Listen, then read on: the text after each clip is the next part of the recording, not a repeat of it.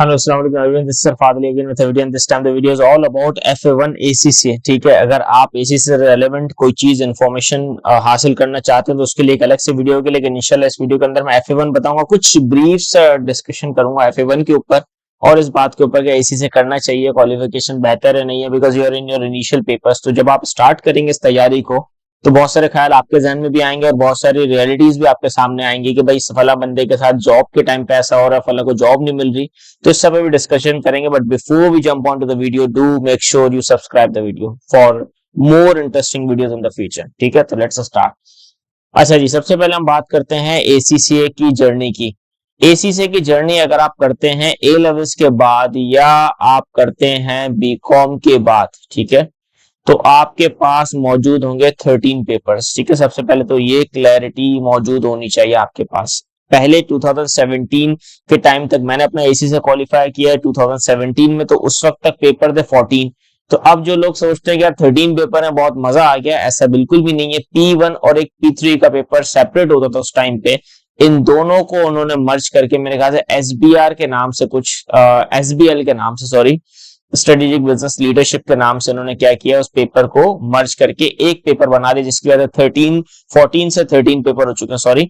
तो अब 13 पेपर उनके लिए जो या तो A लेवल्स करके आ रहे हैं या BCom पढ़कर आ रहे हैं, तो उनके लिए 13 पेपर है। BCom मींस एनी ग्रेजुएशन जिसके बाद ये एलिजिबल हो जाते हैं। ठीक है, अब अगर बात करते हैं फर्स्ट ईयर सेकेंड ईयर की, बहुत सारे लोग फर्स्ट ईयर सेकेंड ईयर में के बाद ACC से स्टार्ट करते हैं। बहुत सारे लोग कहते हैं क्या हम मैट्रिक के बाद ACC से कर सकते हैं, तो हाँ बिल्कुल मैट्रिक के बाद ACC से कर सकते हैं। ये 3 क्वालिफिकेशन से आप किसी भी लेवल पे, फर्स्ट ईयर में है, सेकंड ईयर में, मैट्रिक में आप ACC की तरफ आते हैं तो आपको 13 पेपर्स नॉर्मल ACC के देने पड़ते हैं और प्लस आपको कुछ पेपर्स फाउंडेशन के देने पड़ते हैं। सर ये फाउंडेशन क्या चीज है? फाउंडेशन ये चीज है ये आपको बेस बनाता है अकाउंटिंग की। देखें, अगर आप अकाउंटिंग में बेस नहीं होगी आपकी तो इट विल बिकम डिफिकल्ट, आपके लिए बहुत मुश्किल होगा आप आगे के प्रोफेशनल पेपर्स को कंप्लीट कर सके। तो 13 पेपर किसके?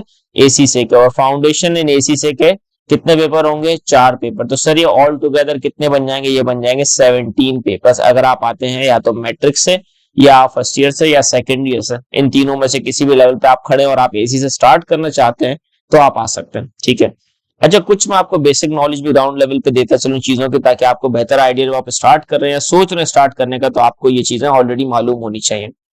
तो सबसे अहम चीज ये है, सर इन 4 पेपर्स में क्या क्या होता है? इन 4 पेपर में financial accounting 1, financial accounting 2, FA1 FA2, और फिर इसमें होता है मैनेजमेंट अकाउंटिंग 1, फिर इसमें होता है मैनेजमेंट अकाउंटिंग 2। सर ये कैसे होते हैं पेपर, इसका सेंटर कहाँ पे पड़ता है?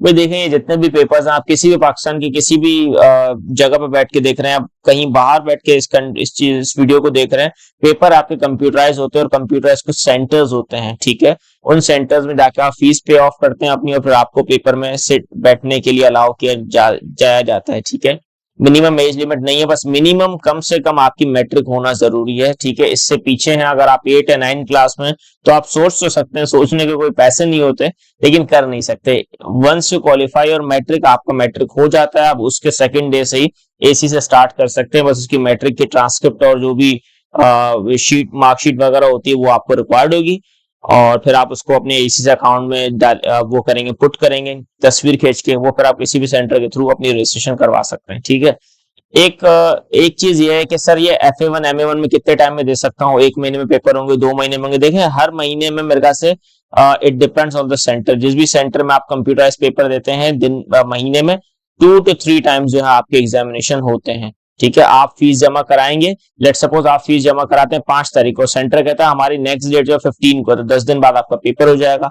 हो सकता है आप 5 तारीख को फीस जमा कराएं और 7 तारीख को पेपर 2 दिन बाद, या आपको अपनी फिजिबिलिटी अपनी तैयारी के हिसाब से डेट्स देखनी पड़ेंगी। ठीक है, तो ये टोटली डिपेंड करता है आपके ऊपर। सर क्या मैं एक बारी में एक ही पेपर दे सकता हूँ? नहीं, एक बारी में 2 भी दे सकते हैं, 3 भी, 4 भी, it all depends on you, आपके ऊपर है। कोई ऐसा क्राइटेरिया नहीं है कि 2 पेपर ये हो तो फिर 2 बाद में हो, कोई ऐसी मसले की बात नहीं। जैसे ही आप फाउंडेशन कंप्लीट करते हैं तो फिर आप आते हैं ACC के अंदर, जिसमें 13 पेपर्स और पहला पेपर स्टार्ट होता है F1 का। ठीक है, ये FA1 और FA2 ये आपको आगे के शुरू के 3 पेपर्स के लिए बेसिक कंसीडर होते हैं कि ये एक बेस बनाता है आपके शुरू के 3 पेपर्स के लिए। सर इसका कोई ड्रॉबैक है? एक बुरी चीज जो मुझे लगती है, because obviously I am ACC से एफिलिएट, मेरा ACC से भी हो चुका है, तो मैंने जो चीजें ऑब्जर्व किया, जो चीजें मेरी एक्सपीरियंस में रही, मैं आपको लाजमी बताऊंगा। जो चीज मुझे बुरी लगती है वो इनकी है एनुअल सब्सक्रिप्शन। ठीक है, अब ये एनुअल सब्सक्रिप्शन वो चीज है जो आपने ता कयामत पे करनी है जब तक आप जिंदा हैं। सर मेरा एसी से हो जाएगा तो क्या खत्म हो जाएगी? नहीं, आपने हर साल एनुअल सब्सक्रिप्शन पे करनी है। सर अगर मैं 2021 में कोई पेपर नहीं दे रहा तो क्या फिर भी दूं? हाँ, फिर भी देनी है आपने। अगर सर मैंने 2021 में सब्सक्रिप्शन नहीं दी और अब मैं 2022 में पेपर देने वाला, तो फिर तो मैंने एक साल की बचत कर ली। नहीं, ऐसा पॉसिबल नहीं है।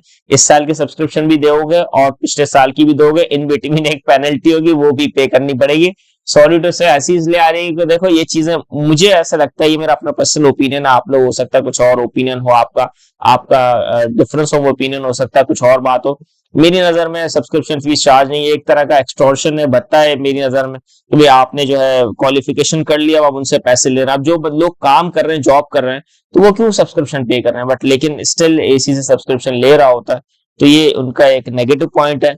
अच्छा, दूसरी चीज है, बहुत सारे लोग एसी से करके बहुत ज्यादा सक्सेसफुल हो जाते हैं, बहुत अच्छी अच्छी फील्ड्स में काम करते हैं, अच्छी अच्छी जगहों पे होते हैं, और बहुत सारे लोग स्ट्रगलिंग फेज में चले आते हैं। इस पर मैं सिर्फ एक बात कहूंगा, एसी से इटसेल्फ बुरा नहीं है, कभी भी कोई भी क्वालिफिकेशन बुरी नहीं होती। हमेशा आप कितना अच्छा बन सकते हो, आपके अंदर लर्निंग एटीट्यूड कितना है। जब आप एसी से करोगे तो हर दूसरे सेंटर में आपको सिर्फ एक ही बात बताई जाएगी, बेटा 3 साल की आर्टिकलशिप है, 3 साल की इंटर्नशिप है, फिर आपके आपके दरवाजे पे आपको कंपनी वाले नहीं ले आएंगे, 3-3 करोड़ रुपए आपको महीने का ऑफर करेंगे और आप मना कर रहे होगे। ऐसा कुछ भी नहीं है।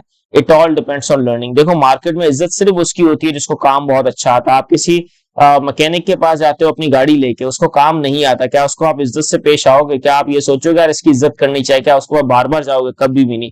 जितना अच्छी लर्निंग होगी, जितने अच्छे कंप्यूटराइज सॉफ्टवेयर होंगे, अकाउंटिंग का आपको चलाना आते होंगे, उतना चांसेस हैं कि आप मार्केट में अच्छे से ग्रो कर सकते हो।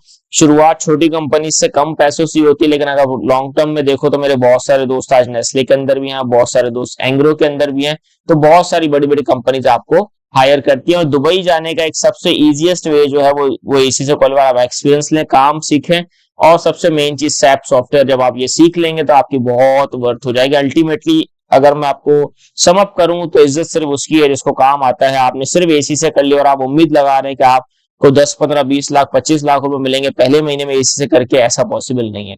जिस दिन आपने काम सीख लिया फिर आपकी वैल्यू खुद बनना शुरू हो जाएगी। आप एक कंपनी में काम कर रहे होंगे, आप सीवी कहीं और अपनी सेंड करेंगे ऑनलाइन, और दूसरी कंपनी लाजमी आपको हायर करने के लिए तैयार होगी ज्यादा पैसों के अंदर, क्यों? क्योंकि आपको काम आता है। तो अल्टीमेटली इज्जत काम की होती है, ना किसी डिग्री की है, ना किसी सर्टिफिकेशन की है, ना किसी क्वालिफिकेशन की है। बहुत सारे लोग आपको ये भी कहेंगे एसी से एक सर्टिफिकेशन है, इसकी इज्जत कम है। ये इज्जत कभी भी किसी क्वालिफिकेशन की ना ज्यादा होती है ना कम होती है। वो एक रास्ता होता है जहां से आपने मजबूरन गुजरना है, ठीक है? वो रास्ते से आप गुजरते, जब आप मार्केट में जाते हो क्वालिफाई हो के भी, तो अगला जो एम्प्लॉयर है वो यही सोच रहा होता है उसको काम आता है कि नहीं आता है। अक्सर और बेशतर आप एडवर्टाइजमेंट्स में देखोगे एक्सपीरियंस मांगा होता है। क्यों मांगा होता है? इसीलिए कि यार हम इसको ट्रेन करेंगे फिर ये कहीं और चले जाए, इससे बेहतर नहीं कि ट्रेंड बंदा हमारे पास ऑलरेडी आया और पहले दिन से काम करना शुरू कर दे। हम सिर्फ कंपनी के इसको थोड़े से रूल्स एंड रेगुलेशंस बताएं, ज्यादा हमें भी मेहनत ना करनी पड़े, ठीक है? तो अब हम सबसे पहले पेपर पे चलते हैं, FA1 के ऊपर। FA1 का पेपर जो है इंपॉर्टेंट पेपर है और सबसे पहला पेपर है। इसमें अजम्पशन ये होती है कि स्टूडेंट को कुछ भी नहीं आता। ये बहुत अच्छी चीज है, अगर आप किसी को ऐसे सिखाओगे उसको कुछ नहीं आता तो बहुत अच्छे से सीख सकता है। तो ये अजम्पशन उनकी यही होती है कि FA1 में स्टूडेंट को कुछ भी नहीं आता। ये आपका सिलेबस है FA1 का, आप गूगल पे लिखेंगे सिलेबस फॉर FA1 तो आपका सिलेबस आएगा। सिलेबस हर एक साल में डिफरेंट लॉन्च होता है, ज्यादा मेजर चेंजेस कोई नहीं होती, माइनर छोटी मोटी चेंजेस होती हैं जो आपको दिखाई जाती है, ठीक है? अच्छा, इसके अंदर अभी मैं सिलेबस को डिस्कस करूं तो छोटी मोटी चीजें आप सीखोगे इसमें। आप पहले डॉक्यूमेंटेशन सीखोगे, बिजनेस ट्रांजेक्शन की टाइप कौन सी होती है, डॉक्यूमेंटेशन कैसे होती है, process of recording business transaction with in the accounting system, debit क्या है, क्रेडिट क्या है, एसेट क्या है, लायबिलिटी क्या है। जिन लोगों ने बहुत अच्छी अकाउंटिंग पढ़ी हुई है उनके लिए क्विक रिवीजन होगा। जिन लोगों ने ये अकाउंटिंग अच्छी नहीं पढ़ी हुई है, शायद वीक है काफी पढ़ी हुई है, तो उनके लिए एक अच्छा सा एक रिव्यू होगा ताकि अपनी क्वालिफिकेशन कंटिन्यू कर सके। डबल एंट्री सिस्टम अकाउंटिंग में एक ही ट्रांजैक्शन को दो तरीके से देखा जाता है। जैसे आपने कोई चीज खरीदी किसी शॉप से, तो हम ये बात यूं कर सकते हैं कि आपने कोई चीज खरीदी और अगले ने बेची तभी तो खरीदी ना, तो ये डबल एंट्री है, दो नजरिए से देखना। Double entry system. General entries भी होती हैं अकाउंटिंग में, हम वक्त के साथ सीखेंगे। एलिमेंट्स ऑफ फाइनेंशियल स्टेटमेंट, अक्सर ये वर्ड आपने सुना होगा अकाउंटेंट्स के मुंह से या कॉमर्स के स्टूडेंट, फाइनेंशियल स्टेटमेंट्स बनानी है। इसके अंदर बैलेंस शीट होती है और इनकम स्टेटमेंट होता है। बैंकिंग प्रोसेस क्या होता है और उसकी डॉक्यूमेंटेशन क्या होती है। पेरोल, पेरोल का वर्ड अक्सर आप सुनते होंगे, पेरोल का मतलब है कि आपकी जितनी भी सैलरीज कैलकुलेट होती हैं वो पेरोल का वर्ड इस्तेमाल होता है, वो कैसे कैलकुलेट होती है वो भी सीखेंगे।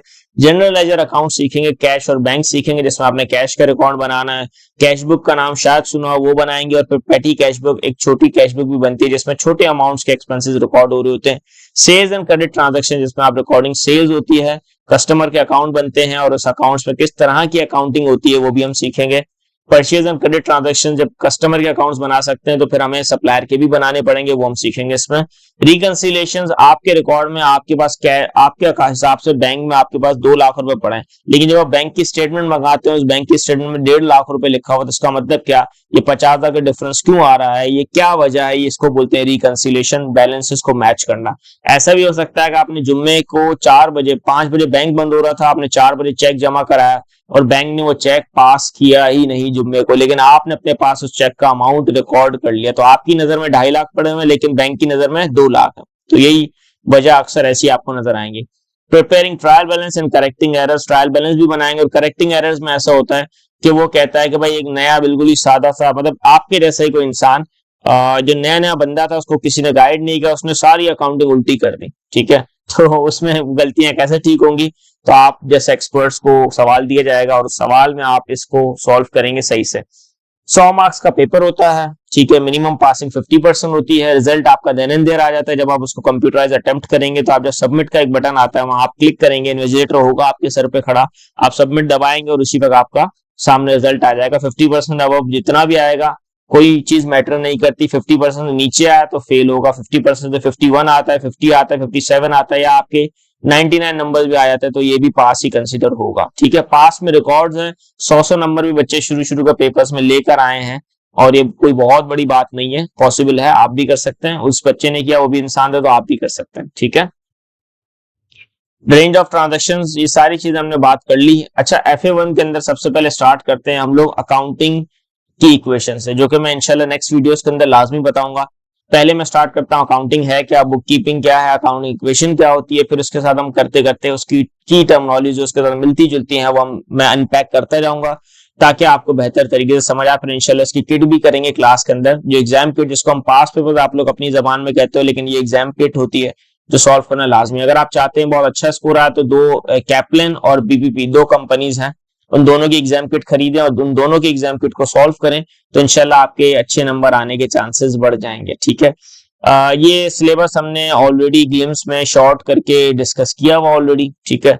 रिकंसिलिएशन ये सब चीजें नेक्स्ट वीडियो से इंशाल्लाह मैं आपको FA1 की चीजें पढ़ाना शुरू कर दूंगा।